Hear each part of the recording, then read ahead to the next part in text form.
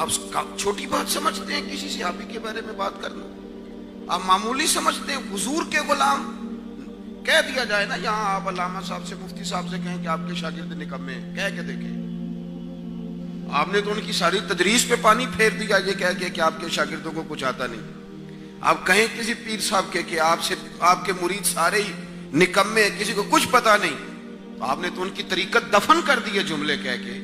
آپ نے یہ کیسے کہہ دیا، کیسے سوچ لیا کہ وہ جو مدینے والے رسول کے غلام تھے، وہ جو حضور سے ڈائریکٹ دین لیتے تھے، وہ جو حضور کے سامنے بیٹھتے تھے، اور سنو میرے غوث پاک رضی اللہ تعالیٰ عنہ کی کوئی گلی سے گزر جائے تو اللہ رحمت کر دیتا ہے، غوث پاک کی گلی سے گزرنے والے پہ کرم ہوتا ہے تو جو محمد عربی کے پاس بیٹھا کرے، جو نبی کریم کی بارگاہ میں حاضر رہے، پتہ نہیں لوگ کدھر۔ اور پھر دین کو مشکوک کرنے کی سازش ہے۔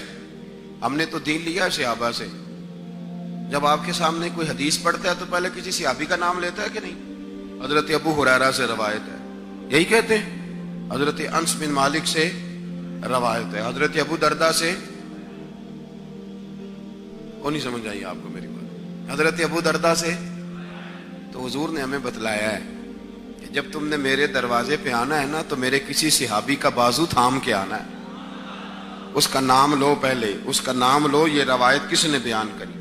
پہلے نام لو۔ آپ تو اکیلے دروازہ رسول تک جا نہیں سکتے جب تک کسی صحابی کا دامن نہیں تھام لیتے۔ صحابہ سے پیار کریں، ان کے ساتھ محبت کریں، ان کی زندگیوں کو پڑھیں۔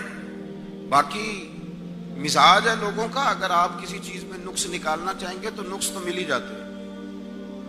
اگر نکالنے کا پروگرام ہو جائے تو نقص تو وہ تو مل جاتے ہیں۔ لوگ انبیاء کو ڈسکس نہیں کرتے، لوگ معاذ اللہ تعالیٰ سرکار کا علم شریف اس پر بات نہیں کرتے۔ ڈسکس کرنے کو کیا ہے جو نہیں ملتا؟ لیکن اگر اس الجھن میں الجھو گے تو دل سیاہ ہو جائے گا۔ اور صحابہ کرام علیہم رضوان کو کبھی ڈسکس نہیں کریں۔ ویسے علماء یہاں تشریف فرمائے ہیں، ہم تقلید جو کرتے ہیں یہ اعمال میں کرتے ہیں، عقیدے میں تقلید نہیں ہوتی۔ ہم اللہ رسول کو امام اعظم کے کہنے پہ نہیں مانتے، ہم تو ان کی اعمال میں تقلید کرتے ہیں۔ سمجھ آ رہی ہے میری بات کی؟ لیکن صحابہ کرام وہ ہستیاں ہیں کہ جن کے ایمان کو اللہ کریم نے ہمارے لیے نمونے کے طور پر بیان فرمایا۔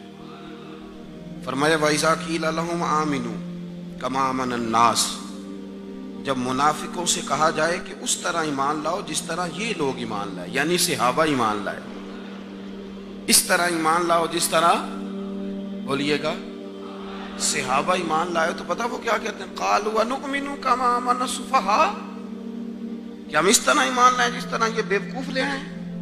یہ تو کلیاں پی جاتے ہیں حضور کی، یہ تو ناک سے ریٹھ نکلتی ہے تو چہروں پہ مل جاتے ہیں، تو سارا سارا مال لٹا دیتے، ان کی طرح ایمان لائیں۔ الا انہم ہم السفہاء، اللہ کریم نے فرمایا او میرے محبوب کے صحابہ کو بیوقوف کہنے والوں خبردار ہو جاؤ، تم ہی بیوقوف ہو۔ صحابہ کو بیوقوف کہنے والوں تم، تو جن کے ایمان کو بطور مثال دیکھنا، جس کے پیچھے آپ نے چلنا ہے، اگر آپ نے اسی کو مشکوک کر دیا، فرمائے ان کی طرح کا ایمان لاؤ، ان کی طرح جس طرح میرے محبوب کے صحابہ کا ایمان ہے۔ میں آپ کو ایک بات عرض کروں، ہمارے زمانے میں جو ایمان کا مسئلہ ہے نا، اس میں بڑی حد تک پیچیدگیاں ہیں، اللہ ماشاءاللہ یقین کی کمزوریاں ہیں۔ میں اکثر کہتا ہوں کہ یہ پولیس میں نوکریاں آتی ہیں نا، تو سویرے بڑے بڑے وہ بچے جن کی کبھی 12 بجے سے پہلے آنکھ نہیں کھلتی، وہ صبح صبح سڑکوں پہ دوڑ لگا رہے ہوتے ہیں پولیس میں جا کے، اور اس کی بڑی جلدی آنکھ کھل جاتی ہے، لیکن اسے کہا جانا فجر بھی پڑھ لیا کر، تو کہتا ہوں خو دیر سے آتا ہوں، کام بڑے ہوتے ہیں، بیٹھ کے کرتا ہوں، 100 بہانے کرتا ہے۔ لیکن ضرورت کے لیے کمزوریاں آ گئیں بڑی ساری جگہوں۔ صحابہ کرام کی اگر آپ زندگیاں دیکھیں نا تو سیاستہ میں روایت ہے، حضرت خباب رضی اللہ تعالیٰ محنت کی، عاص بن وائل ایک کافر تھا، اس کے گھر میں محنت کی۔ غریب آدمی کی تنخواہ جو ہوتی ہے نا، وہ اس کے تنخواہ کے آنے سے پہلے ہی ساری خرچ ہو چکی ہوتی ہے، پہلے لگ جاتی ہے، کیونکہ کاروباری لوگ جو ہوتے ہیں ان کے پاس تو ڈھیر سارا مال ہوتا ہے۔ اس لیے سرکار نے فرمایا کہ اللہ تعالیٰ نے 9 حصے برکت بھی تجارت کے اندر رکھی ہے اور ایک حصہ باقی کاموں میں رکھی۔ تو غریب آدمی جب محنت کرتا ہے، مشقت کرتا ہے، تو وہ جو اس کو پیسے آتے ہیں نا کبھی، تو آنے سے پہلے طے ہوتا ہے کہ کہاں لگنے. اب آپ کا تو نہیں مجھے پتا، بڑے شہر میں رہتے ہیں، میرا ایک چھوٹے علاقے سے تعلق ہے، تو ہمارے یہاں ایک کمیٹی ڈلتی ہے، تھوڑے پیسے ہر مہینے دیے جاتے ہیں، پھر وہ کمیٹی نکلتی ہے. تو وہ کمیٹی کا نکلنا اسی طرح ہوتا ہے جس طرح عید کا دن ہوتا ہے، جس کی نکل آئی سمجھ لیں پھر وہ نہ چھا گیا. وہ تو میری تو کمیٹی نکل آئی، اور کمیٹی بڑی پیاری ہوتی ہے. وہ اگر کہہ دینا جس کی یہاں کمیٹی ڈالی ہوتی ہے کہ تھوڑے لے لو، تو کہتے نہیں میری رقم خراب کرنی. دیکھیں بڑی مشقت سے محنت کے ساتھ وہ پیٹ کاٹ کے پیسے دیے جاتے ہیں. دیے کیوں جاتے ہیں؟ وہ گھر میں جمع نہیں ہو پا رہے تھے، کسی کو دے دیں گے. حضرت خباب کہتے ہیں میں نے بڑی سخت محنت کی. اس نے مجھے ایک کام دیا. ہمارے دیہاتوں میں یہ ہوتا تھا کہ جو آدمی اوور ٹائم لگانا چاہتا تھا نا، تو کسی شخص نے اینٹیں پھکوائی ہوتی تھی گلی میں، تو وہ اس کے ساتھ ٹھیکہ کر لیتا تھا کہ میں 1000 لوں گا اور تیری 1000 اینٹ اٹھا کے تیرے گھر میں ڈال دوں گا. تو بڑی مشقت کرنی پڑتی تھی، اور جب پیسے ملتے تھے تو پیسے ویسے بھی غریب آدمی مزے سے وصول کرتا ہے. کون مزے سے وصول کرتا ہے؟ جو امیر تھے وہ گھورنے لگ گئے، اور امیر بولنے لگ گئے، غریب بولنے لگ گئے. میری بات پر توجہ کریں. جس کو 50,000 روز جاتا ہے وہ تو بیچارہ منہ بھی نہیں نہ دیکھتا پیسوں کا، وہ تو سیدھے بینک میں گئے اور بینک سے نکل آئے. اور غریب کو جب شام کو 600 روپیہ دیہڑی ملتی ہے تو وہ 2-3 دفعہ ہاتھ صاف کرتا ہے، پھر بسم اللہ شریف پڑھتا ہے اور وہ پیسے وصول کرتا ہے. اور اسے پتہ ہوتا ہے کہ یہ 150 دودھ کا دینا ہے، اتنے سبزی کی. وہ مزہ لیتا ہے. جو آدمی روز کھاتا ہے نا گوشت کو تو نخرے کرتا ہے، اس سے کہاں کھایا جاتا ہے صاحب. کھاتا تو وہ آدمی ہے جو صبح روٹی باندھ کے ساتھ لے کے جاتا ہے، اور دوپہر کو جب وہ ہاتھ دھوتا ہے چٹائی بچھاتا ہے اور لقمہ اٹھا کے جب اس کے منہ کی طرف جاتا ہے تو یوں لگتا ہے اس کی زبان نہیں، اس کا رواں اللہ کا شکر ادا کر رہا ہے. وہ مزہ لیتا ہے. یہ حسن ہے زندگی کا. اگر آپ محسوس کریں وہ الگ بات ہے کہ شہر میں آ کر پڑھنے والے بھول ہی گئے کہ کس کی ماں نے کتنا زیور بیچا تھا. حضرت خباب رضی اللہ تعالیٰ عنہ کہتے ہیں میں نے عاص بن وائل کے ہم مزدوری کی اور بڑی مشقت کی. میں نے بڑی شاندار کر کے میں نے کام کیا دیانتداری سے. وہ کافر تھا، میں مسلمان تھا. آپ فرماتے ہیں میرے دل میں شوق تھا کہ پیسے ملیں گے تو یہ میں خرچ کروں گا، اور فلاں جگہ میں نے پیسے لگانے. بچوں کو بھی بتایا ہوتا ہے آدمی نے کہ پیسے آتے ہیں تو تمہیں فلاں چیز بھی لے کر کے دوں گا.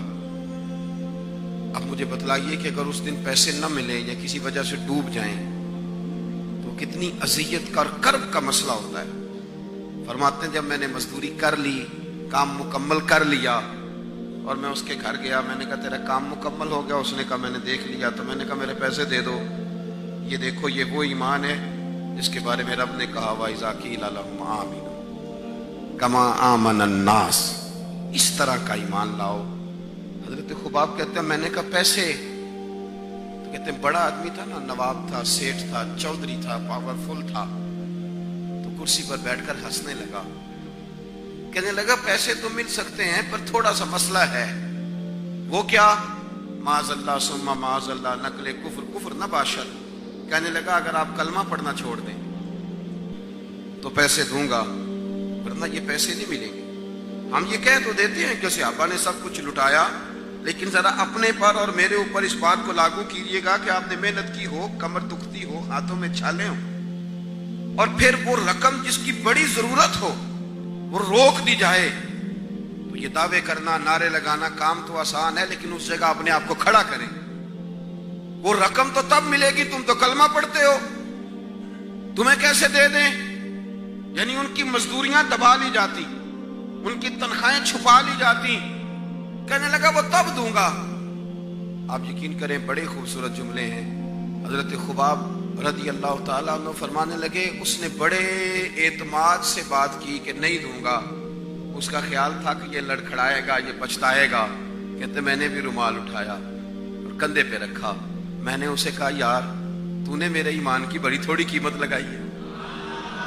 تیرا یہ خیال ہے کہ میں اتنے سے پیسوں پہ لڑکھڑا جاؤں گا؟ حضرت خباب فرماتے ہیں مجھے اللہ کی عزت کی قسم وہ میرے سارے پیسے دبا گیا، نہ میرے دل میں ذرا سی رنجش آئی، نہ میرے چہرے پہ ذرا سا بال آیا، پیشانی پہ بال بھی نہیں آیا. اور فرماتے ہیں کہ مجھے نہ مزہ آنے لگا. مجھے لطف آنے لگا، مجھے ذائقہ ملنے لگا. میں نے کہا اوہو، میں تو بچوں کے لیے مزدوری کر رہا تھا، مجھے کیا پتا تھا کہ میری یہ مزدوری بھی مدینے والے کی غلامی میں لکھی جا رہی ہے. تو بچوں کے لیے مزدوری کر رہا تھا، مجھے کیا خبر ہو کہ وہاں لکھی جا رہی ہے.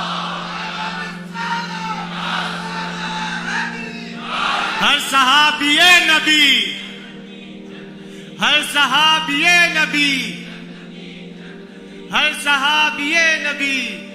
میرے عزیز بات کو سمجھنا، یہ ان لوگوں نے جہاں جا کے نا، میں آپ کو وہ نفسیاتی چیزیں بتانے لگا ہوں جو ذہن پہ اثر کرتی ہیں، جو انسان کو کمزور کر دیتی ہیں.